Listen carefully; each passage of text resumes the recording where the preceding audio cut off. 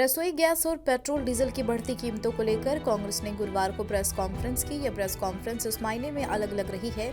इसमें रसोई गैस और पेट्रोल डीजल की कीमतों में इजाफे के विरोध स्वरूप कांग्रेस प्रवक्ता सुप्रिया श्रीनेत और विनीत पुनिया ने सिलेंडर पर बैठकर मीडिया से बात की। इस प्रेस कॉन्फ्रेंस में सुप्रिया श्रीनेत ने सवाल किया था, यूपीए सरकार के समय सिलेंडर लेकर सड़क पर बैठने वाली भाजपा की महिला नेता अब चुप क्यों हैं?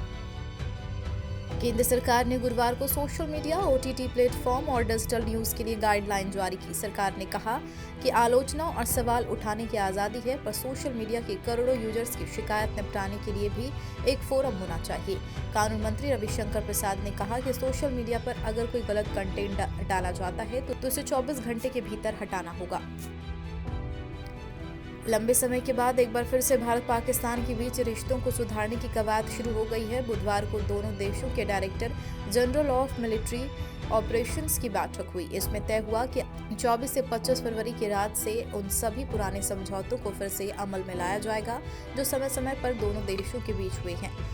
हॉटलाइन पर बातचीत के दौरान सीज फायर उल्लंघन, युद्ध विराम, कश्मीर मुद्दे समेत कई समझौते पर चर्चा की गई।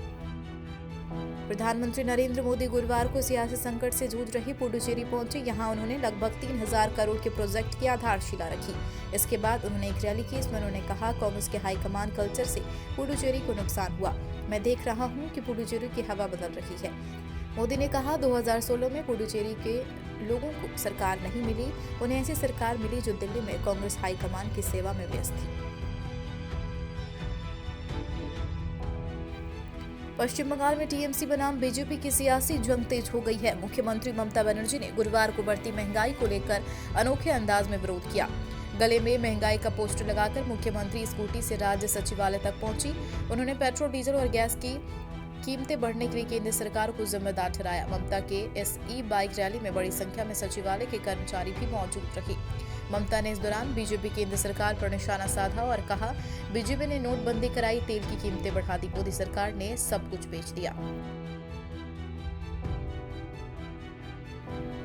पाकिस्तान के प्रधानमंत्री इमरान खान 2 दिन का श्रीलंका दौरा खत्म करके गुरुवार को इस्लामाबाद लौट आए। बुधवार को उन्होंने कोलंबो के एक प्रोग्राम में शिरकत की और यहां भाषण भी दिया। इस भाषण में खान की कही एक बात पर कुछ लोग चुटकी ले रही हैं। इमरान ने कहा, अमेरिका और चीन के बीच लंबे समय से तनाव चल रहा है। दोनों देशों के बीच इस टेंशन को कम करने में पाकिस्तान मदद करना चाहता है। 50 साल पहले भी हमने यही किया था, अब भी करना चाहते हैं। चीन में तलाक के केस में फैसले को लेकर सोशल मीडिया पर कोर्ट की खूब किरकिरी हो रही है। कोर्ट ने अपने फैसले में कहा, शादी के बाद महिला ने पति के घर में 5 साल काम किया, इसलिए उसे 5 लाख रुपए मुआवजे के तौर पर मिलने चाहिए। इस फैसले को लेकर चीन के लोग सोशल मीडिया पर कोर्ट का खूब मजाक उड़ा रहे हैं। लोगों ने कहा, जज साहब, इससे ज्यादा तो घर की आया ले लेती है। अब आपने महिलाओं के जीवन को क्या इतना सस्ता समझ रखा है? मुख्यमंत्री अशोक गहलोत कल बजट भाषण का पेज नंबर 10 पढ़ना ही भूल गए थे। ऐसे में गुरुवार को विधानसभा का प्रश्नकाल खत्म होते ही मुख्यमंत्री ने स्वास्थ्य से जुड़ी कल छूटी हुई बजट घोषणाएं सदन में पढ़ी।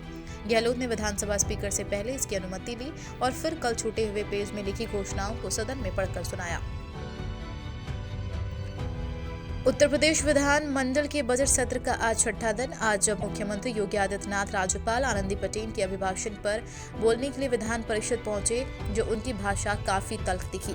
सीएम योगी ने किसान आंदोलन के बहाने विपक्ष पर निशाना साधा। कहा, जो लोग गमले में धान उगाते हैं वो भी एमएसपी की बात कर रही है। एमएसपी कभी खत्म नहीं होगी। इस पर सदन में सपा सदस्यों ने हंगामा शुरू कर दिया। बॉलीवुड एक्ट्रेस कंगना रनौत और आर माधवन स्टार तनुवेद मनु की रिलीज को 10 साल हो गए हैं।